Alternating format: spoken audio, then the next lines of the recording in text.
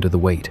Remember this the next time you steep a tea bag. Britain's comfortable afternoons were financed in part by suffering happening far away. The Chinese emperor finally struck back. He appointed a fiercely honest official named Lin Zexu with one impossible task: destroy the opium trade completely. Lin Zexu is remembered very differently on each side of this story. To Britain, a threat.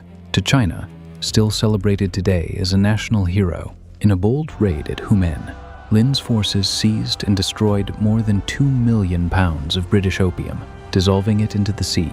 For China, it was an act of national survival, but British merchants and officials in China saw it very differently. They called it an act of war. Then, something happened that nobody in London had fully prepared for. The British government sent one of the most advanced fleets ever built toward the Chinese coast. Iron-hulled steamships, powered by engines instead of wind, could move upriver against the current, striking targets Chinese commanders assumed were impossible to reach.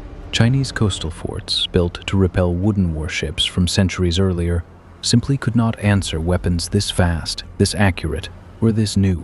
Fort after fort along the coast fell within hours, not weeks. Commanders who had trained their entire lives had never faced firepower like this. This was not a fair fight, and it was never meant to be. The gap between the two militaries had become almost impossibly wide. The First Opium War ended in a lopsided defeat for China, forced to surrender territory and accept humiliating terms it never truly agreed to. The Treaty of Nanjing was signed in 1842,